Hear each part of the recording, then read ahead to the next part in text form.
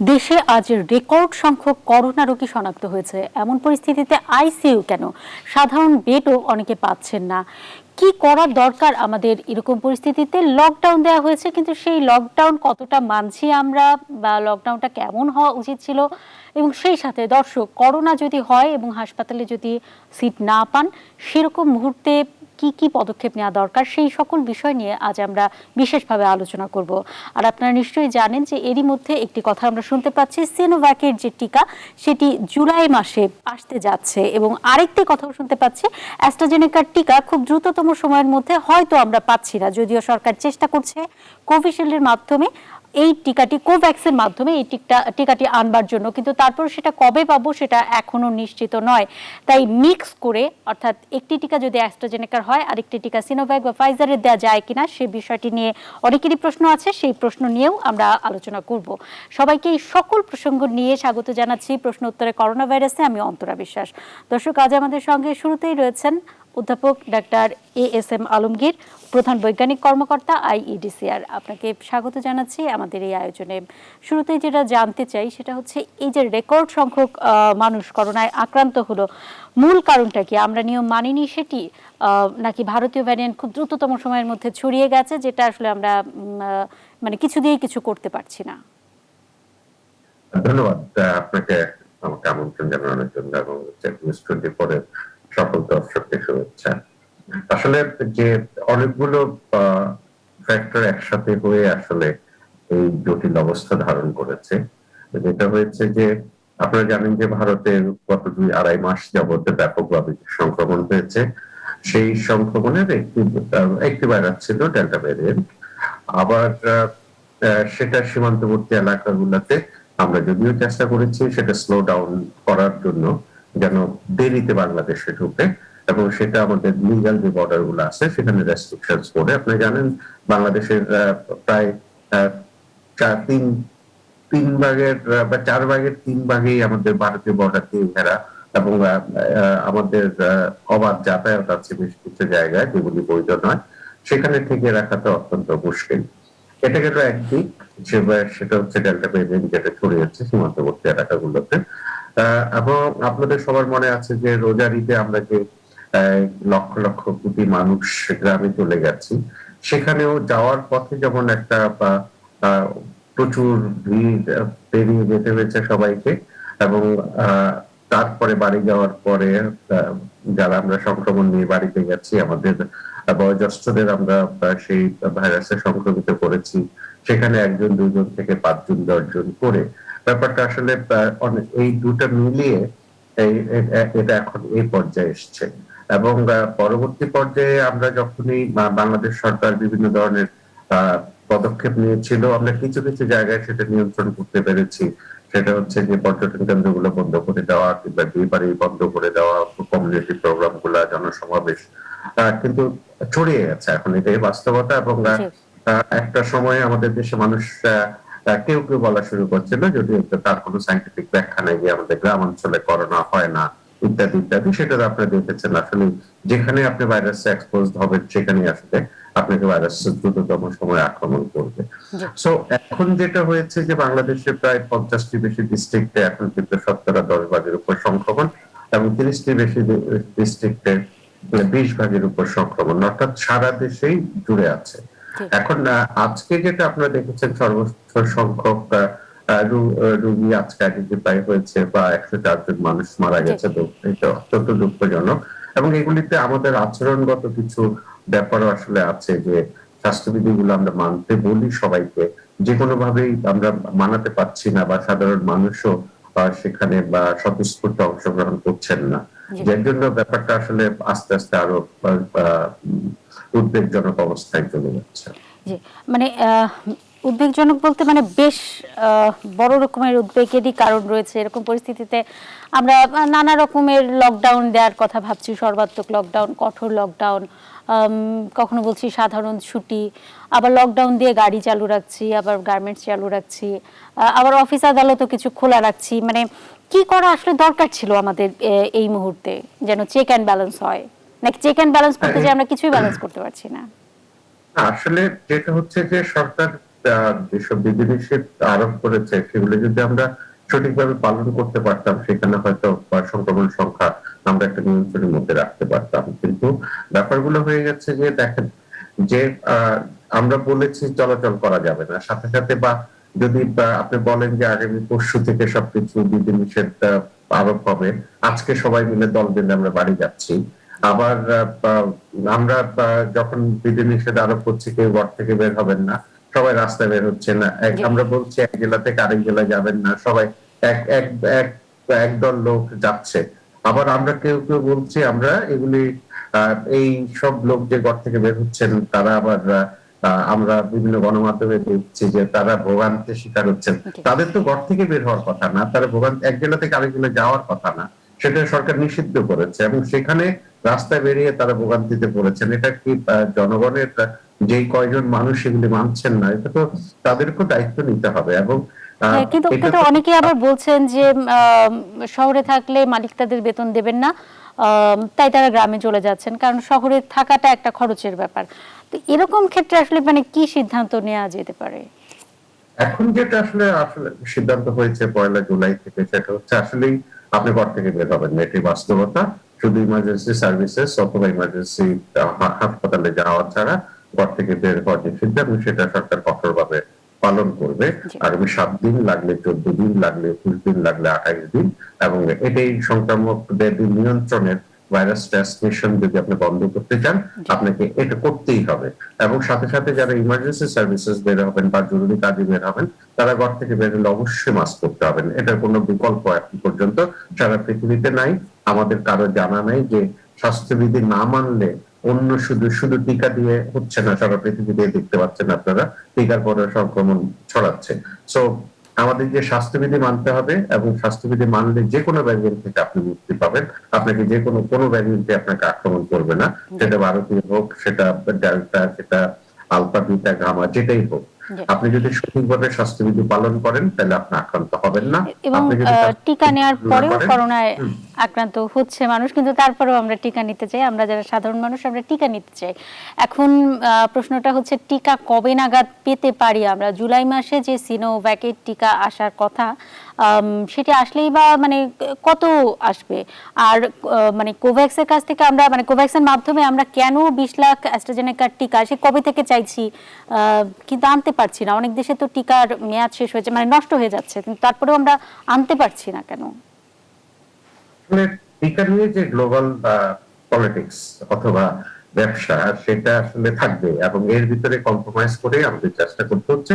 আমি আপনাকে একটা ভালো খবর দিই যে কোভ্যাক্স থেকে অ্যাস্ট্রাজেনেকা 10,08,000 ডোজ ভ্যাকসিন, সেটা কিন্তু আগস্টের প্রথম সপ্তাহে আসবে। কোভ্যাক্স থেকে আমরা অন্যান্য ভ্যাকসিনও পাবো। আর সিনোভ্যাক নয়, সিনোফার্মের সাথে আমরা চুক্তি করেছি যে সিনোফার্মের 11 লক্ষ ভ্যাকসিন অলরেডি বাংলাদেশে আছে। আমরা এখন স্টুডেন্টদেরকে যেটা দিচ্ছি, আজকে পর্যন্ত আমরা স্টুডেন্টদেরকে প্রায় 50,000-এর বেশি স্টুডেন্টকে সিনোফার্ম ভ্যাকসিন দিচ্ছি। এবং আমরা প্রথমেই আসলে প্রিপারেন্স হচ্ছে মেডিকেল স্টুডেন্ট, কারণ আমরা ফোর্থ ইয়ার এবং ফিফথ ইয়ার স্টুডেন্টদেরকে হাসপাতালে ফেরাতে চাচ্ছি। কারণ আপনারা জানেন যে গত 1.5 বছর যাবত আমাদের সকল হাসপাতালে সকল স্বাস্থ্যকর্মী যেটা একটা প্রেটিকনেসের ভিতর পড়ে যাচ্ছে, তো সবারই। সো আমাদের মেডিকেল স্টুডেন্টরা যদি এখানে জয়েন করে, স্বাস্থ্য এবং রোগীদের সেবায় যুক্ত হয়, তাহলে একটা বিশাল ধরনের বুস্ট আপ হবে আমাদের এখানে। সেটার জন্য আমরা চেষ্টা করছি বিশেষ করে, এবং সরকারি বিশ্ববিদ্যালয়ের ছাত্রদের হয়তো আগামী সপ্তাহ থেকে দেওয়া যাবে যারা হোস্টেলে থাকেন। এবং এর পরবর্তী পর্যায়ে অ্যাস্ট্রাজেনিকাতে আগস্টে আসলে যারা এখনো সেকেন্ড ডোজের জন্য অপেক্ষা করছেন অ্যাস্ট্রাজেনিকার ফার্স্ট ডোজ নিয়ে, তারা পাবেন। এবং কোভিড থেকে আমরা প্রচুর পরিমাণ ভ্যাকসিন পেতে শুরু করবো জুলাইয়ের মাঝামাঝি সময় থেকে। আপনারা আসলে আমরা গণ ভ্যাকসিনেশন খুব শীঘ্রই শুরু করতে পারবো বলে আমরা আশা করছি। তার মানে জুলাইয়ের মাঝামাঝি থেকে আমরা ভ্যাকসিন আবার পেতে যাচ্ছি, মানে সে ব্যাপারে আশাবাদ ব্যক্ত করতেই পারে। আমাদের সঙ্গে এরই মধ্যে যুক্ত হয়েছেন ডক্টর ইশরাত জাহান, পুষ্টিবিদ। আপনাকে স্বাগত জানাচ্ছি আমাদের এই আয়োজনে। আপনার কাছে আসলে যেটি জানতে চাই, করোনায় যারা আক্রান্ত হচ্ছেন তারা কি খাবেন বা কি ধরনের পরিচর্যা তাদের করা দরকার, সে বিষয় নিয়ে আমরা অনেক আলোচনা করেছি, কিন্তু একটি বিষয় বিশেষভাবে জানতে চাই। করোনা থেকে যারা সেরে উঠছেন তারা মনে করছেন সুস্থ হয়ে গেছে, আগে জীবনযাপনে ফিরে যাচ্ছেন, এবং অনেকে স্ট্রোক করছেন, অনেকে আবার অসুস্থ হয়ে পড়ছেন, অনেকে মারা পর্যন্ত যাচ্ছেন করোনার আক্রান্ত, মানে করোনা থেকে সেরে ওঠার পরেও। তো সেই ক্ষেত্রে কি করণীয় রয়েছে করোনা থেকে সেরে ওঠার পরে? পুষ্টির দিকে যদি নজর দিতে চাই আমরা, কি কি পদক্ষেপ নেওয়া দরকার? এটা কিন্তু আসলে এখন সময় উপযোগী একটি প্রশ্ন, কারণ এতদিন কিন্তু আমরা আতঙ্কে ছিলাম যে কি খাবো, কিভাবে খাবো, কতটুকু খাওয়া উচিত, করোনা থেকে বাঁচার জন্য আমাদের ইমিউন সিস্টেমটা কিভাবে বুস্ট আপ করবো। কিন্তু বেশ কয়েক মাস, বলবো যে 1 বছরের উপরে আমরা কিন্তু পার করেছি, এবং আমরা দেখছি দ্বিতীয় ঢেউ আমরা পার করে এখন তৃতীয় ঢেউয়ের দিকে কিন্তু মোড় নিয়েছে। তো এই ক্ষেত্রে দেখেছি যে অনেকেই কোভিড আক্রান্ত হওয়ার পরে যখন হচ্ছে পোস্ট কোভিড সিনড্রোম বলে এখন কিছু সিনড্রোম আমরা দেখতে পাচ্ছি, যে যারা কোভিড আক্রান্ত হওয়ার পরে সুস্থ হয়েছেন তাদের মধ্যে অনেক ধরনের অসামঞ্জস্য, বলবো যে বডি, সেটা দেখা যাচ্ছে। যেটা আপনি বলছিলেন যে অনেকে হার্ট অ্যাটাক করছে, এবং ম্যাক্সিমাম যেটা পাচ্ছি আমরা জেনারেল উইকনেস। তারা যেহেতু একটা দীর্ঘ সময় 14 থেকে 21 দিন তারা কিছুই খেতে পারে না, টেস্ট প্যাড একটা প্রবলেম থাকে, তো উইকনেস এর ব্যাপার থাকে, এবং যারা হচ্ছে কি ইমিউনো কম্প্রোমাইজ থাকে তাদের অ্যাবজর্পশন পাওয়ারও কিন্তু অনেক কমে যায়। তো তারা খেতে যতটুকু পারে সেখান থেকে কিন্তু তার বডিতে পুষ্টিটা অ্যাবজর্বও হয় না। তো পরবর্তী পর্যায়ে দেখা যায় যে এই যে জেনারেল উইকনেসটা অনেক দিন ধরে কিন্তু তাদের ভিতরে কাজ করে, এবং সাইকোলজিক্যাল যে ইফেক্টটা পড়ে, যে আতঙ্কটার ট্রমার ভিতর দিয়ে যায়, সেটাও কিন্তু একটা ইফেক্ট ফেলছে, যে খাবার সে খেতে পারবে, কতটুকু খাচ্ছে, বা সেটা কোনটা সে গ্রহণ করবে, এই ব্যাপারটা। তো সেখান থেকে দেখা যায় যে আমাদের কাছে যারা ফলো আপে আসে, সবচেয়ে বড় কথা হচ্ছে ওনারা কিন্তু ফলো আপে আসেন না। ঠিক আছে, যদি এই ফলো আপটা যদি বাড়ানো যায়, তারা যদি হচ্ছে যে এই জায়গাটা যদি মনে করে যে আমার করোনা ভালো হয়ে গেছে, এর পরবর্তীতে আমার চেক আপের দরকার নেই, এবং আমি নর্মাল খাওয়া দাওয়া করলেই আমার ভালো হয়ে যাবে, এই জিনিসটা ভাববার কিন্তু সুযোগ এখন আর নেই। জি। কারণ আমরা দেখতে পাচ্ছি যে করোনার সময়টা যাওয়ার পরে পরবর্তী সময়গুলো কিন্তু আরো কঠিন অবস্থা তারা থাকছেন, যেহেতু সে সময় তারা কোনো চেক আপে থাকছে না, সেটা ফিজিশিয়ানের চেক আপই হোক আর নিউট্রিশনিস্টের তত্ত্বাবধানেই হোক না কেন।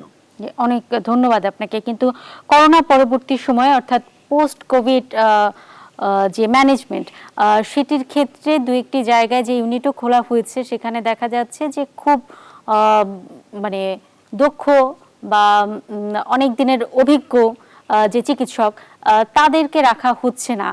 এইরকম অভিযোগ আমাদেরকে অনেকেই করছেন, অর্থাৎ ম্যানেজমেন্টটা ঠিক মতো হচ্ছে না। সেক্ষেত্রে কিছু করা যায় কিনা সেই প্রসঙ্গ নিয়ে আসবো, এবং দর্শক আপনারা চাইলে প্রশ্ন করতে পারেন আমাদের এই অনুষ্ঠানে। বিরতির পরে প্রশ্ন নেব। নিচ্ছি ছোট্ট একটি বিরতি, কোথাও যাবেন না, ফিরছি কিছুক্ষণের মাঝেই। দেখছেন প্রশ্ন উত্তরে করোনা ভাইরাস।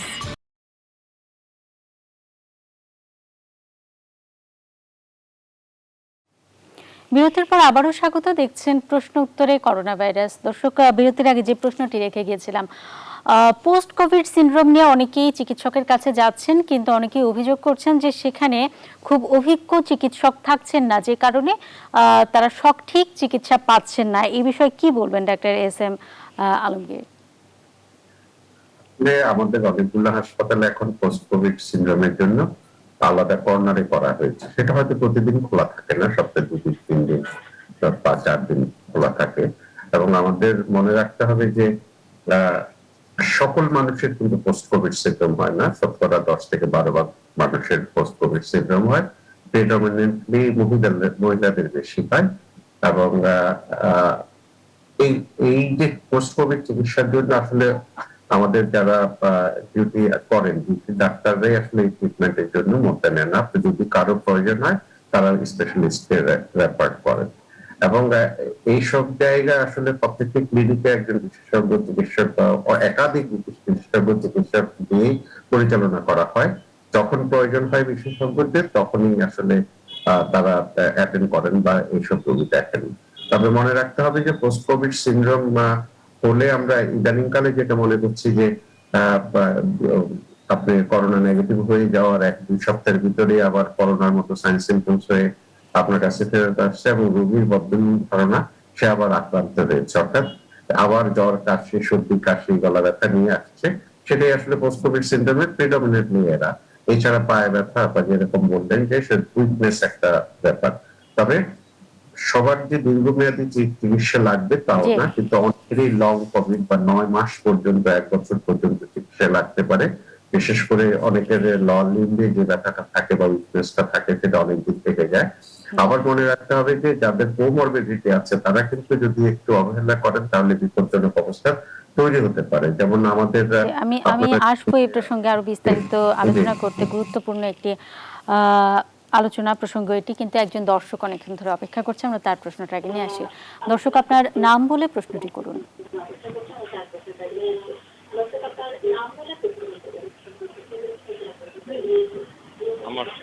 হ্যালো হ্যালো দর্শক, আমরা হ্যালো শুনতে পাচ্ছি, টেলিভিশনের ভলিউমটি কমিয়ে কথা বলুন। জি, যে যে আমার যে মানে আমি বলতে চাচ্ছিলাম করোনা পরবর্তী যে খাদ্যাভ্যাস যেটা উনি পুষ্টিবিদ বলতেছিলেন তখন ক্লিয়ার হয়নি আমরা অ্যাকচুয়ালি জি কি খাবো, কি ধরনের খাবার খেতে হবে, মানে কি ধরনের খাবার খেলে বেশি ভালো হবে, জি এ ব্যাপারে একটু সঠিক দিক নির্দেশনা চাচ্ছি আর কি। নিশ্চয়ই, অনেক ধন্যবাদ আপনাকে। আপনার প্রশ্নের উত্তর নিশ্চয়ই ডক্টর ইসরাত জান দেবেন।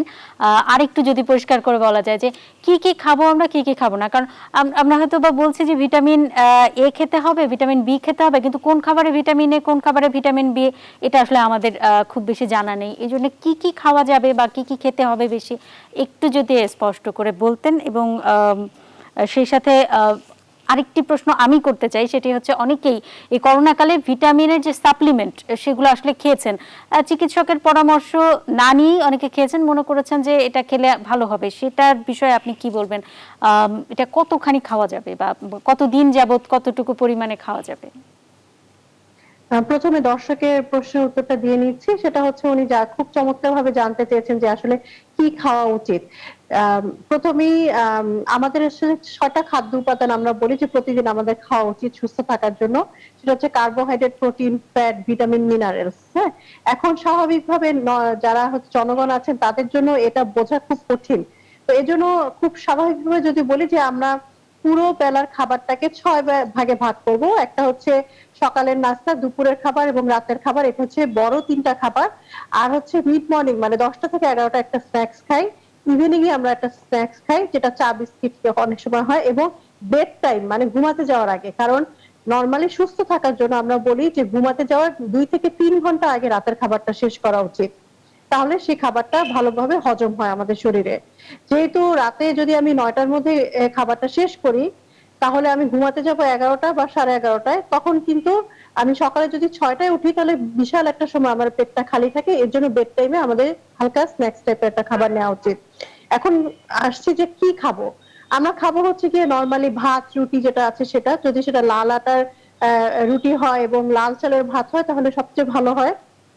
কারণ সেখানে কমপ্লেক্স কার্বোহাইড্রেট নিউট্রিশন যেমন থাকে, তেমন হচ্ছে গিয়ে আমাদের শরীরে যে ক্যালোরি ব্যালেন্স করার যে ব্যাপারটা, কারণ আপনি জানেন লকডাউনে বা এই যে সিচুয়েশন চলছে, কখনো লকডাউন, কখনো ঘরে থাকছে, কখনো কাজে যাচ্ছে, এইরকম কিন্তু আমাদের বডিতে ইমব্যালেন্স খাবার একটা সিচুয়েশন তৈরি হচ্ছে।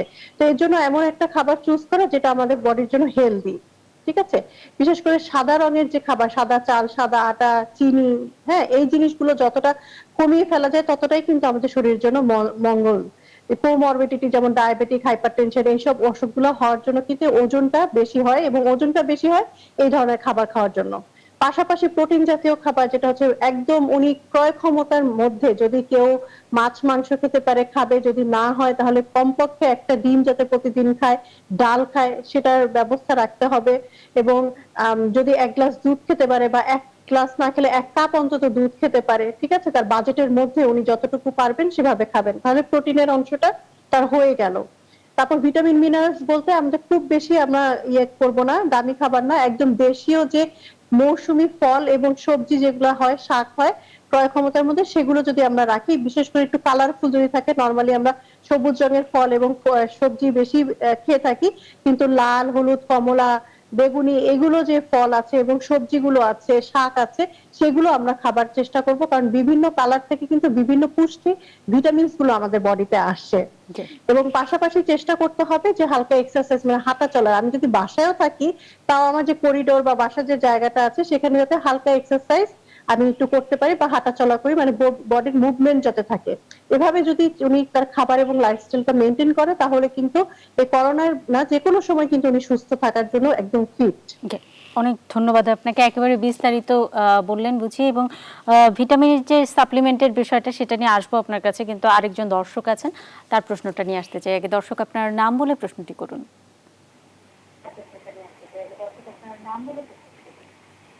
দর্শক, আমরা শুনতে পাচ্ছি না। আসসালামু আলাইকুম। ওয়ালাইকুম আসসালাম। বলছি যে আপনারা যে বলছেন যে রাত নটার ভিতরে রাতের খাবারটা শেষ করলে ভালো হয়, যারা 9টার পরে আসে অফিস থেকে তাহলে তারা কি করবে? খুবই গুরুত্বপূর্ণ একটি প্রশ্ন, মানে যাদের কোনো উপায় নেই তারা আসলে কি করবেন? আসলে 9টার কথা আমি বলেছি যে রাতের খাবারের মধ্যে গ্যাপ। এখন কেউ যদি 10টা 10:30টার দিকে আসে, তাহলে সে যেন অন্তত তার খাবারটা ঘুমাতে যাওয়ার 2 ঘন্টা আগে খেতে পারে। আবার আমরা যেটা করি বাঙালি, আমরা খেয়ে কিন্তু ঘুমিয়ে পড়ি, বিছানায় শুয়ে পড়ি, সেটা যাতে না হয়। যদি তার লাইফস্টাইলটা এমন হয় যে তাকে সকালে উঠতে হয় এবং তাকে খেয়ে ঘুমাতে যেতে হবে, বেড টাইমে যেতে হবে, সেক্ষেত্রে উনি কার্বোহাইড্রেট জাতীয় খাবারটা একটু কম নেবেন, অন্যান্য খাবারগুলো নরমালি খাবেন। খাওয়ার পরে কিন্তু একটু 10 থেকে 15 মিনিট উনি একটু হাঁটাহাঁটি করে তারপরে সে শুতে যাবেন। জি, অনেক ধন্যবাদ আপনাকে। আরেকজন দর্শক আছেন আমাদের সঙ্গে। দর্শক, আপনার নাম বলে প্রশ্নটি করুন। দর্শক, আমরা শুনতে পাচ্ছি।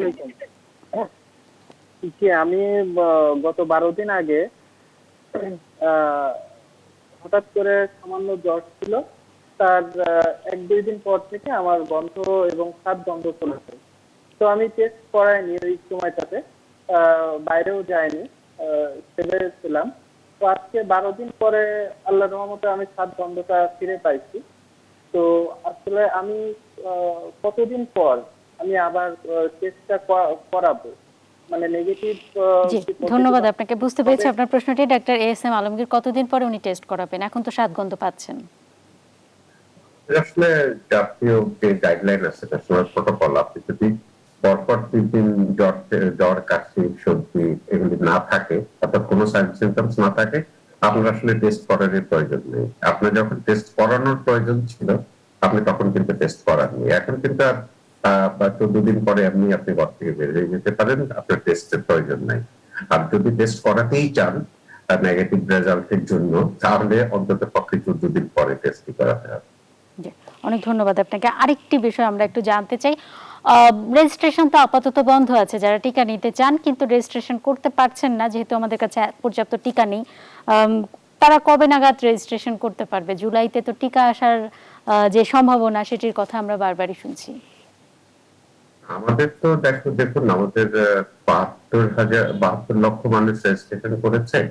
আমরা 58 লক্ষের একটু বেশি মানুষকে প্রথম ডোজ টিকা দিয়েছি। সো আমাদের 14 লক্ষ মানুষ এখনো টিকা পাননি। সো আমাদের ফার্স্ট প্রায়োরিটি হবে আগে যারা রেজিস্ট্রেশন করেছেন সেই 14 লক্ষ মানুষকে আগে আমরা টিকা দিব, এবং পরবর্তী পর্যায়ে যখনই আমাদের কাছে টিকা পর্যাপ্ত পরিমাণ টিকা আসবে, আমরা রেজিস্ট্রেশন ওপেন করে দেওয়ার জন্য সরকার নির্দেশনা দেবে। কিন্তু প্রশ্ন হচ্ছে, এই যে যারা যে 14 লক্ষ পেল না টিকা, তারা তো আসলে অ্যাস্ট্রাজেনেকার টিকাটা পেল না। আর জুলাইতে যদি সিনোফার্মার টিকা আসে কিংবা মডার্নার টিকা আসে, তাহলে তারা কি মানে এই 14 লক্ষের মধ্যে তারাই পাবে, নাকি নতুন করে রেজিস্ট্রেশন করলে তারা পাবে? সেই প্রসঙ্গ নিয়ে আসবো, কিন্তু একটা ছোট্ট বিরতির পর। কোথাও যাবেন না দর্শক, ফিরছি কিছুক্ষণের মাঝেই। দেখছেন প্রশ্ন উত্তরে করোনা ভাইরাস।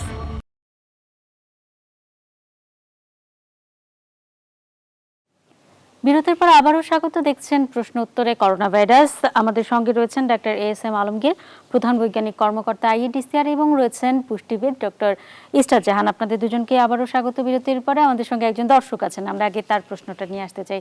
দর্শক, আপনার নাম বলে প্রশ্নটি করুন। আসসালামু আলাইকুম। ওয়ালাইকুম আসসালাম। ম্যাডাম, আমি একটা জিনিস জানতে চাচ্ছি আমার স্যারের কাছে। আমি হচ্ছে আমার ওয়াইফ গত ফেব্রুয়ারির 18 তারিখে করোনা প্রথম ডোজ টিকা নেয়, বুঝলেন? এখন পর্যন্ত তো দ্বিতীয় ডোজ টিকা পাই নাই। এখন দ্বিতীয় ডোজ টিকা নাকি আসছে, এখন যদি আসে এখন কি সেই দ্বিতীয় ডোজ টিকাটা নিতে পারবো কিনা স্যারের কাছে তো জানাবেন। দ্বিতীয় ডোজ টিকা আসলে এখনো আসেনি ডক্টর ASM আলমগীর, তাই তো? এখানে আমার একটি প্রশ্ন, যে ফেব্রুয়ারি 18 তারিখ যদি টিকা নিয়ে থাকে, এপ্রিলের 18 তারিখ পর্যন্ত সারা দেশে আমরা দ্বিতীয় ডোজ দিয়েছি। সো আপনি যে কোনো কারণে মিস করেছেন। তো দ্বিতীয় জন্য এখন আগস্টের প্রথম সপ্তাহ পর্যন্ত অপেক্ষা করতে হবে, জি, নিতে পারবেন। অনেক ধন্যবাদ আপনাকে ডক্টর ইরশাদ জাহান। যে প্রশ্নটি আসলে আপনার কাছে রেখেছিলাম, সাপ্লিমেন্ট কত দিন পর্যন্ত নেওয়া যাবে, কত পরিমাণে নেওয়া যাবে ভিটামিনের ক্ষেত্রে? পুষ্টিবিদ হিসেবে সবসময় বলি যে নর্মাল খাবার আমরা যেটা খাই প্রতিনিয়ত, একদম ফ্রেশ খাবার, সেখান থেকে ভিটামিন মিনারেলস আমাদের বডিতে কিন্তু পর্যাপ্ত পরিমাণে চলে আসছে যারা সুস্থ আছেন আর কি। এর বাইরে হচ্ছে সচেতনতা থেকে যারা আসলে এই আর্টিফিশিয়াল আমরা যেটা বলি যে ফুড সাপ্লিমেন্ট যেগুলো আছে সেগুলো যারা নিয়ে থাকি, সেটা কিন্তু নিজে থেকে নেওয়াটা ঠিক না। অনেকের ধারণা আছে যে ভিটামিন বা মিনারেলস এগুলো তো কোনো সাইড ইফেক্ট থাকে না, বা এটা নিজে থেকেই নেওয়া যায়, বা ফার্মেসি থেকে একটা নিয়ে নিলাম, আমি খেয়ে নিলাম। বাট এখন কিন্তু আমরা দেখছি যে এগুলো কিন্তু অনেক সাইড ইফেক্ট আছে, এবং ওভারডোজ যদি হয়ে যায়, কারণ আমি জানি না, আমি টেস্ট করাইনি আমার বডিতে আসলে ভিটামিন এ ডেফিসিয়েন্সি আছে কিনা, জিঙ্কের ডেফিসিয়েন্সি আছে কিনা, বাট আমি নিজে থেকে সাপ্লিমেন্ট খাবারও খাচ্ছি বাট সাপ্লিমেন্টও নিচ্ছি, এটা ওভারডোজ হয়ে গেছে বডিতে, তখন ভিটামিনোসিসের যে প্রবলেমটা হয় সেখানেও কিন্তু টক্সিসিটি তৈরি হয়। তো সেখান থেকে কিন্তু সে আবার অসুস্থতাকে, অর্থাৎ মানে বেশি বেশি সাপ্লিমেন্ট খেলে সেটা আসলে এক ধরনের সমস্যাও সৃষ্টি করতে পারে। সুতরাং চিকিৎসকের পরামর্শ নিয়ে খাওয়াটাই আসলে উত্তম হবে। অনেক ধন্যবাদ আপনাদের দুজনকে। আজকের আমাদের একেবারেই সময় নেই, নিশ্চয়ই অন্য কোনো দিন আরো অনেক বিষয়ে আলোচনা করতে পারবো আমরা। দর্শক আপনাদেরকেও অনেক ধন্যবাদ এতক্ষণ আমাদের সঙ্গে থাকবার জন্য। শুভরাত্রি।